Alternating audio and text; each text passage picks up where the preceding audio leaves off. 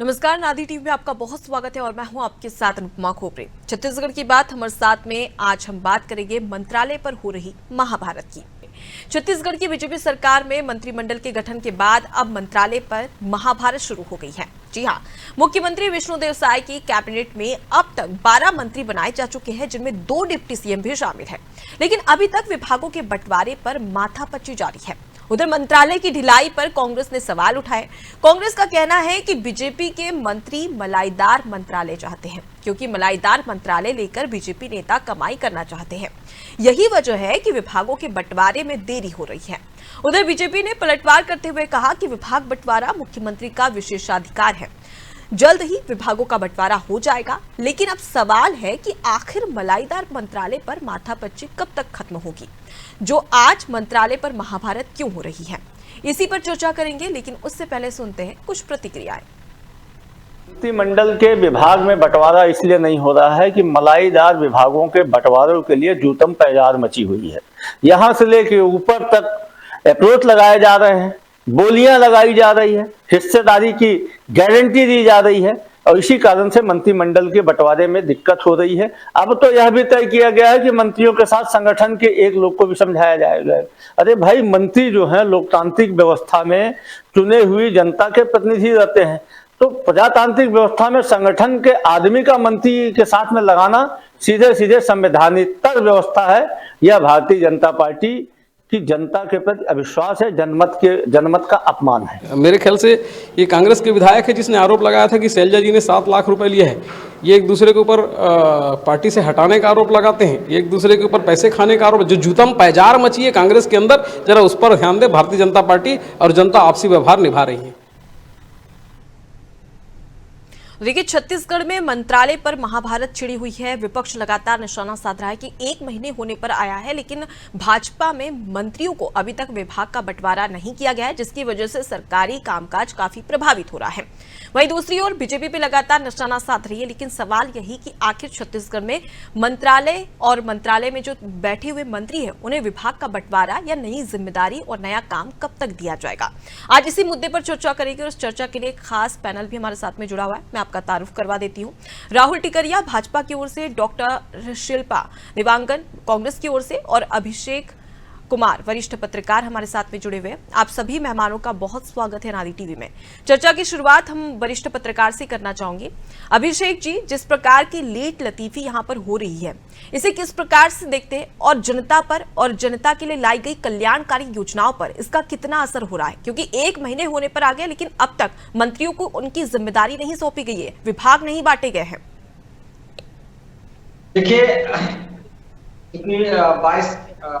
22 तारीख को जो है फ्राइडे के दिन मंत्रिमंडल 9 मंत्रियों को शपथ दिलाया गया और उससे पहले 13 तारीख को जो है मुख्यमंत्री जी और 2 उप मुख्यमंत्री ने शपथ अभी तक लिए हैं।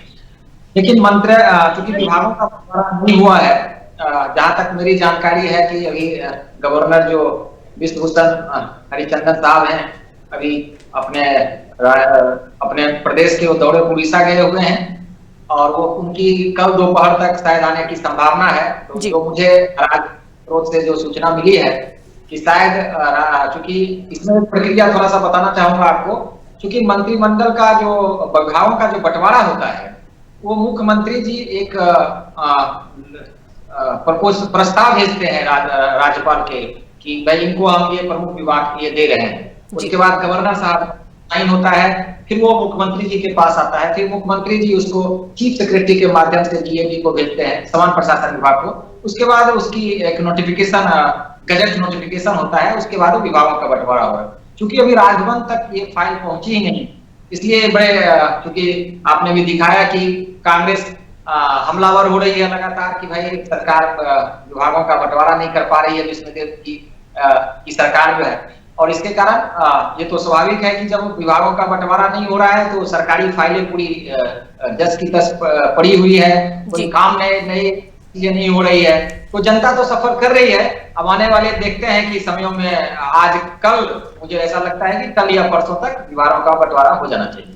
जी, एक और मेरा प्रश्न है आपसे, अगर अब तक देखा जाए तो डिप्टी सीएम और उसके साथ ही मुख्यमंत्री के अगर विभाग की बात कर ली जाए, तो अगर हम विष्णुदेव साय की बात करें तो वो कौन सा विभाग ले सकते हैं? क्योंकि शिक्षा विभाग की बात कर ली जाए और गृह मंत्रालय, तमाम ऐसे विभाग है जिसका जिक्र यहाँ पर किया जा रहा है, लेकिन अगर ज्यादातर संभावनाएं कहाँ पर आकर टिकी है?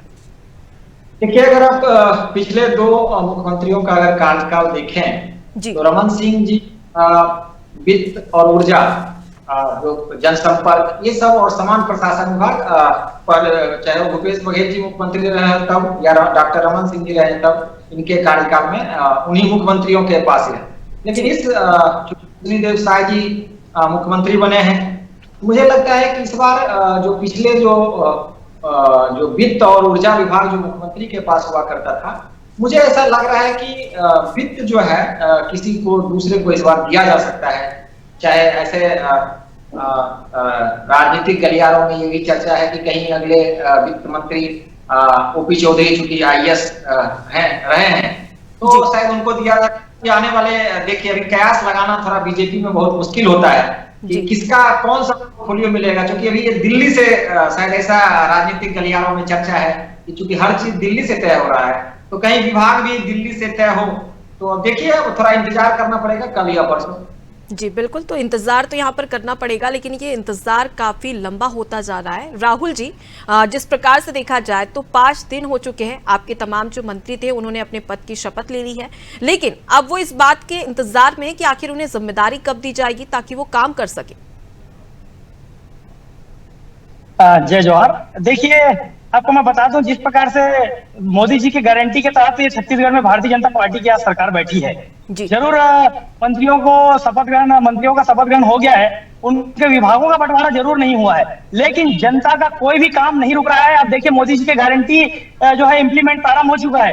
कल ही जो 2 साल का बोनस हमारा छूटा हुआ था वो किसानों के खाते में भेज दिया गया। 18 लाख जो प्रधानमंत्री आवास का मामला था उस पर आदेश जारी हो गया है। 3100 क्विंटल का जो समर्थन मूल्य धान का था और 21 क्विंटल प्रति एकड़ खरीदी का मामला, उसके लिए भी आदेश जारी हो चुका है। साथ ही आप देखिए, महतारी बंधन योजना, उसके लिए भी बजट का प्रावधान कर दिया गया है। तो जाहिर सी बात है, जरूर विभागों का बंटवारा बाकी है, लेकिन जनता का कोई भी काम नहीं रुक रहा। लगातार विधायकों से संपर्क किया जा रहा है या जनप्रतिनिधियों से संपर्क किया जा रहा है, जनता का काम हो रहा है और निसंदेह आप देखिएगा 1 से 2 दिन के भीतर विभागों का भी बंटवारा हो जाएगा और जो समस्याएं आ रही है उसे दूर कर लिया जाएगा। ठीक है शिल्पा जी, यहाँ पर तो राहुल जी कह रहे हैं कि 1-2 दिन में स्पष्ट हो जाएगा कि कौन से मंत्री को कौन सा विभाग दिया जाएगा, लेकिन जिस प्रकार से कांग्रेस की ओर से आरोप लगाया जा रहा है कि मलाईदार विभाग की वजह से इतनी लेट लतीफी हो रही है, तो सबसे पहले तो आप मुझे ये स्पष्ट कर दीजिए कि आखिर ये मलाईदार विभाग क्या होता है? विभाग तो विभाग होता है। नमस्कार अनुपमा जी, देखिए, सबसे पहले तो मुख्यमंत्री का विशेषाधिकार होता है कि वो विभागों का निर्णय कर सके, जो अपने मंत्रिमंडल है मंत्रियों के विभागों का निर्णय कर सके। परंतु आप यहाँ देखिए, हर किसी का कहना है और अखबारों में भी ये मैं देख रही थी अभी पिछले कुछ दिनों से कि ये जो सारी चीजें हैं, विभाग किसको क्या मिलेगा, ये तय है दिल्ली से। हमारे वरिष्ठ पत्रकार जो यहाँ बैठे हुए हैं वो भी ये कह रहे हैं, उनके भी जानकारी में यही है कि ये तय हो रहा है दिल्ली से। तो अमित शाह जी ऐसा तय कर रहे हैं, ऐसा मुझे अखबारों से पता चलता रहता है। तो कुल मिला के लोकतंत्र में जो व्यवस्था है कि मुख्यमंत्री का एक विशेषाधिकार होता है कि कौन से विभाग कौन से मंत्री को, तो इस तरीके से लोकतंत्र का हनन करते हुए यदि दिल्ली से तय हो रहा है तो इनका आप देख लीजिए कि विभाग मलाईदार या नहीं मलाईदार उसकी बात नहीं है, ये सिर्फ डिसाइड हो रहा है दिल्ली से। इनके हाथ में कुछ भी नहीं है, या तो केंद्रीय नेतृत्व को भारतीय जनता पार्टी के मंत्रियों पर या विधायकों पर या अपने नेताओं पर भरोसा ही नहीं है। तो इस तरीके से इनका जो स्पष्ट चरित्र है वो सामने आ रहा है। एक आदिवासी नेता को जरूर इन्होंने मुख्यमंत्री बनाया है, हम उसका स्वागत भी करते हैं, परंतु ये वही आदिवासी नेता हैं जिनको भारतीय जनता पार्टी ने आदिवासी दिवस के दिन ही अपने प्रदेश अध्यक्ष के पद से हटाया था। तो इनका चरित्र लगातार इस तरीके का रहा हुआ है। अभी यहाँ उन्हीं मुख्यमंत्री का, जो कि आदिवासी नेता, आदिवासी मुख्यमंत्री, उनका अधिकार का हनन करते हुए दिल्ली से डिसाइड होने की खबर आ रही है। तो जनता देख रही है, जनता को समस्याएं भी निश्चित रूप से हो रही है। राहुल जी जरूर कह रहे हैं कि जनता को समस्याएं नहीं हो रही है। आप खुद बताइए, यदि 6 दिन हो गए हैं, यदि विभाग तय नहीं होंगे तो उस विभाग के कार्य में अगर बीजेपी, शिल्पा जी, अगर बीजेपी रायशुमारी कर रही है दिग्गज नेताओं से, क्योंकि उनको बहुत ज्यादा एक्सपीरियंस है, और विष्णुदेव साय अगर उनसे चर्चा कर रहे हैं, तो इसमें कांग्रेस को क्या दिक्कत हो रही है? कहीं ना कहीं मंत्रिमंडल में किसे कौन सा विभाग दिया जाएगा ये तो विष्णुदेव साय ही डिसाइड करेंगे, लेकिन अगर केंद्र उनका मार्गदर्शन कर रहा है तो इसमें क्या परेशानी है? परंतु यहाँ तो खबर निश्चित रूप से यही आ रही है अनुपमा जी कि पूरा जो डिसीजन है, पूरा जो निर्णय है वो अमित शाह जी ले रहे हैं। ये मैंने कहा, मैं विशेषाधिकार को लेकर राहुल जी से प्रश्न करूंगी, लेकिन सबसे पहले जैसा कि आपने कहा था कि मलाईदार विभाग की बात की थी, सुशील आनंद शुक्ला आपके कांग्रेस के दिग्गज नेता है, उनके द्वारा ये मलाईदार विभाग की बात यहाँ पर की गई है। तो सवाल तो कहीं ना कहीं कांग्रेस पर भी उठते, और किसी ने कहा भी है कि जिनके खुद के घर शीशे के होते वो दूसरों के घर पर पत्थर नहीं मारा करते। मलाईदार विभाग की बात की तो क्या कांग्रेस में भी ऐसा था क्या? जब 2018 में सरकार बनी थी कांग्रेस की तो मलाईदार विभाग बांटे गए थे, और किसे कौन सा मलाईदार विभाग मिलेगा, क्या इस प्रकार की खबरें क्या कांग्रेस में भी थी? कांग्रेस में लोकतंत्र के हिसाब से सभी छोटे बड़े सभी नेताओं से चर्चा करके डिसीजन लेने का रहा है, एक जो रहा स्टेप बाय स्टेप करने का रहा है। सिर्फ दिल्ली से डिसाइड नहीं होता है। यहाँ जो है भारतीय जनता पार्टी में सिर्फ और सिर्फ दिल्ली से निर्णय होकर आते, बंद लिफाफे में निर्णय होकर आते। ये आप देख ही रहे मंत्रियों के नाम किस तरीके से बंद लिफाफे, मतलब कुल मिला के चर्चा अलग चीज होती है। चर्चा करने से लोकतंत्र होता है, परंतु चर्चा के बिना ही यदि निर्णय थोप दिए जाते हैं उसे लोकतंत्र का हनन कहते हैं। ठीक है। राहुल जी, जिस प्रकार से शिल्पा जी के द्वारा आरोप लगाया जा रहा है, क्या ये वाकई में सच है क्या कि मुख्यमंत्री का जो विशेषाधिकार है उसका हनन किया जा रहा है बीजेपी में?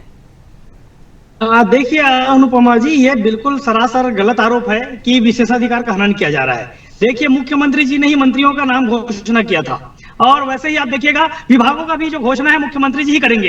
ये कांग्रेस का अपने आप में भय है कि इनको लगता है कि सब दिल्ली से तय हो रहा है, और जाहिर सी बात है, आपको पता होना चाहिए कोई भी पार्टी है कहीं ना कहीं सेंट्रलाइज होती है। हर निर्णय या निर्णय लेने से पूर्व बताया जाता है। ये कांग्रेस की पार्टी बता रही है जहां सारा का सारा पूरा देश भर का ऑपरेटिंग गांधी परिवार से, गांधी जी के घर से होता है, राहुल गांधी जी हो चाहे सोनिया गांधी जी हो।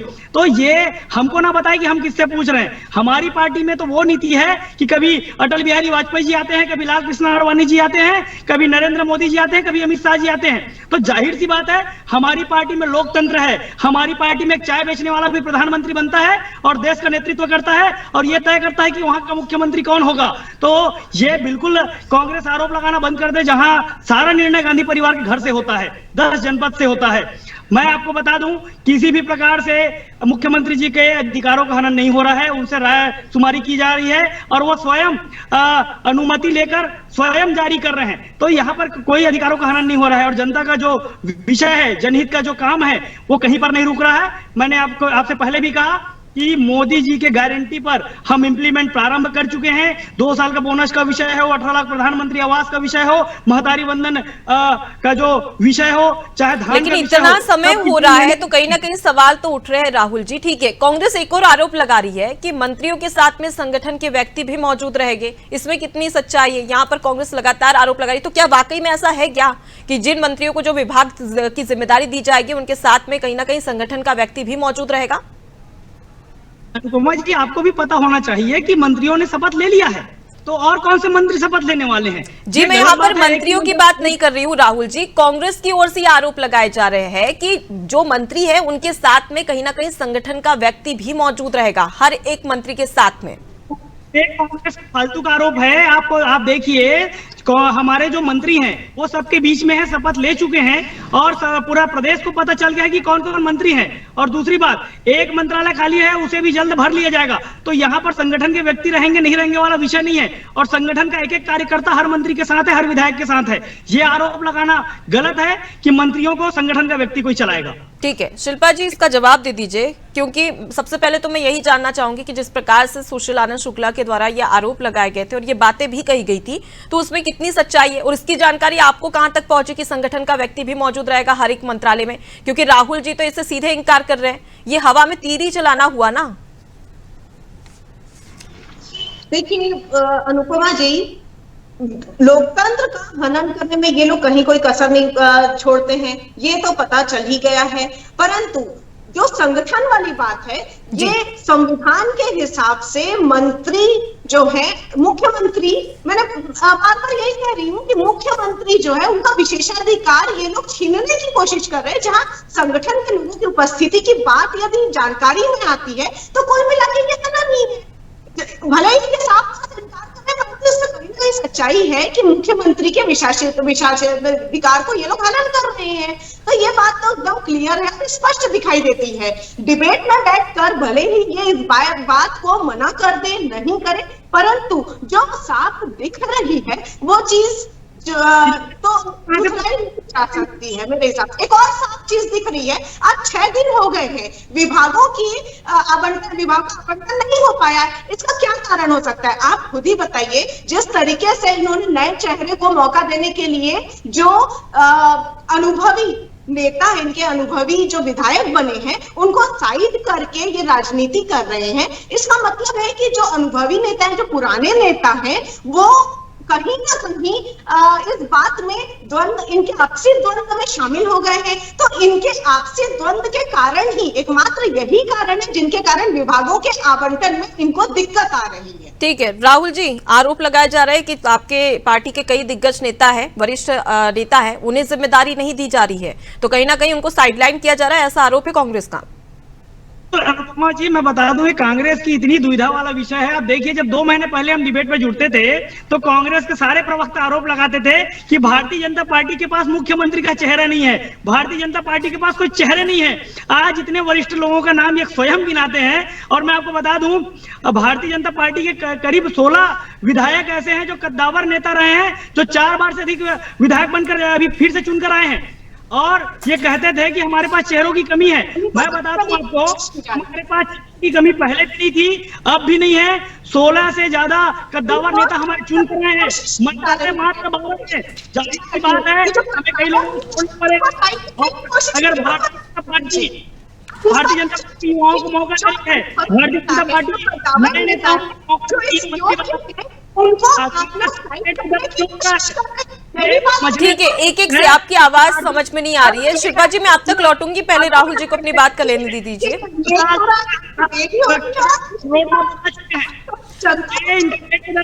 आप दोनों अगर साथ में बोलेंगे तो एक साथ आपकी आवाज नहीं आएगी, जनता आपकी आवाज नहीं सुन पाएगी, थोड़ा मौका दे दीजिए। शिल्पा जी, मैं आपके पास लौटूंगी, ठीक है।